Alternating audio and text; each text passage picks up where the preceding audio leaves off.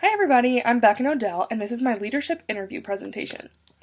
Leadership is everywhere, affects everyone in different ways, and is one of the most powerful characteristics that can help elicit social change. One leader that stands out to me personally that is working to create social change is Corinne Linkowitz. She is the president of Step In, Speak Up here on campus. She is a great role model, a well-spoken individual, and a caring person.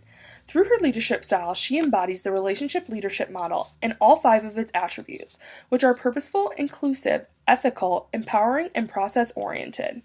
First, I will discuss more details and background about Corinne in her role as president, and then why I chose to interview her. Then, I will discuss in depth how Corinne's leadership style fits into all of the relationship leadership models, characteristics, and attributes. Then, I will lastly go over what I have learned after interviewing Corinne. Corinne is the president of Step In, Speak Up, which is an organization that's overall goal is to spread awareness about sexual assault and what to do if you ever see someone in trouble or you yourself are in trouble regarding sexual assault. The organization works to break stereotypes and stigmas around sexual assault since it is such a problem on college campuses. As president, Corinne leads weekly meetings with her members where they play games, create new ideas for events, plan said events, and work together to change people's thoughts on sexual assault in hopes of decreasing the amount that it occurs on campus. Corinne is the president for this academic school year, but she has been a part of the organization since it began here at Ball State in 2014. I chose to interview her because I believe her cause of sexual assault awareness is very important and very relevant in today's society. Sexual assault occurs way too frequently on college campuses, and not enough is being done to change that fact. So I was very interested to learn about Corinne's organization and what they are doing, and how they plan to elicit the social change needed regarding sexual assault. I also chose her because relationships are a huge part of leadership. An article from UTA even goes to say, relationships are the key to leadership effectiveness, and I believe that Corinne is a perfect candidate that goes along with this statement. The relationship leadership model is defined by the Exploring Leadership text as an approach to leadership that is purposeful and builds commitment towards positive purposes that are inclusive of people and diverse points of view, empowers those involved, is ethical, and recognizes that all 4 of those elements are accomplished by being process-oriented. These are all very important attributes and characteristics for leaders who are attempting to lead a group that wants to instill social change like Corinne. After conducting an interview with Corinne, it is clear that she is purposeful with all that she does. During the interview, I asked her, have you encouraged change in your organization, and if so, how did you communicate this change? She responded with, I am a pusher for change. I try and think strategically about every little thing that I do. I ask my members if they have any new ideas for events every meeting. I ask for new ideas no matter how small they are. She then went on to discuss how everything that she brings up in the meeting, no matter how small, has a purpose behind it to help make her organization and social outreach regarding their issues stronger. It is obvious that Corinne is purposeful in her role as president, but that is not all that she is. As a leader, Corinne is also very inclusive. She makes it a goal of hers to always make the people in her organization feel as if they matter, which is so vital. Corinne will go out of her way to listen to each member's ideas and problems. She is willing to do anything to help others, especially those in her organization. In our interview, I asked her which RLM trait is most important when leading. Corinne's answer was being inclusive. She said, if the meetings I hold are inclusive, all other aspects of the relationship leadership model will follow. Being inclusive helps make everyone in the group feel valued and important, which will keep them engaged and focused for our overall goal of social outreach regarding sexual assault. Being inclusive is a big deal to Corinne when leading a group, and she really wants all of her group members to feel as if they matter, which is what inclusive is all about in the relationship leadership model.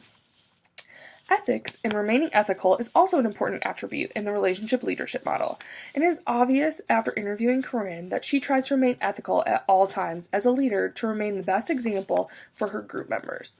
In the interview, I asked Corinne, how do you welcome different values and still remain ethical to your own? Or true to your own? Corinne responded, luckily everyone in our organization has various similar morals regarding when it comes to the issues that our organization focuses on. But there have been a few instances where I have disagreed with something that was said by another group member. I responded to them respectfully with my point of view, and then I let the group vote on the final decision to remain democratic and put the group's best interest ahead of my own. Remaining ethical to your organization and to your own morals can be a bit tricky as a leader, but I believe that Corinne does a great job putting her organization's needs higher than her own. Brown and colleagues define ethical leadership as the demonstration of normatively appropriate conduct through personal actions and interpersonal relationships, through two-way communication, reinforcement, and decision-making. From this definition provided from Ethical Leadership scholarly article, you can conclude that remaining an ethical leader is important because your followers look up to you for these things. So it is good that Corinne realizes this and works hard to ensure that the group's interest is ever at heart. One of the most important qualities of a leader is their ability to be empowering to their members, especially leaders who are working towards creating social change. Corinne works hard in her daily activities and weekly meetings with her group to empower each individual member. In the interview, I asked Corinne, how do you create an environment that empowers the members of your organization? She responded with, I always try and keep the meetings based mostly on our educational aspects and focus on brainstorming for how to educate, prevent, and provide awareness for issues of sexual assault on campus. I try and make every member feel as if their thoughts and ideas are meaningful to our organization and that everyone's input matters. This is empowering of Corinne because she makes an individual in her organization feel as if they matter, which helps empower individuals to speak their mind and not be afraid to mention something in fear of being rejected, which is very important for an organization who is trying to elicit social change. The fifth and final attribute to RLM is being process-oriented in the 4 prior attributes, and Corinne works hard to remain process-oriented in all that she does to ensure the best quality work and remain efficient to make the most impact on the social change her organization is working to accomplish. During the interview, I asked, how do you remain process-oriented to ensure your group's meetings are efficient and useful?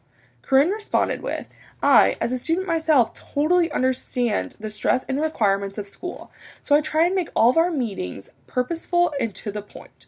I create a plan ahead of time for each meeting. I try and make sure conversations that we have stay on topic, so that we don't run over on time.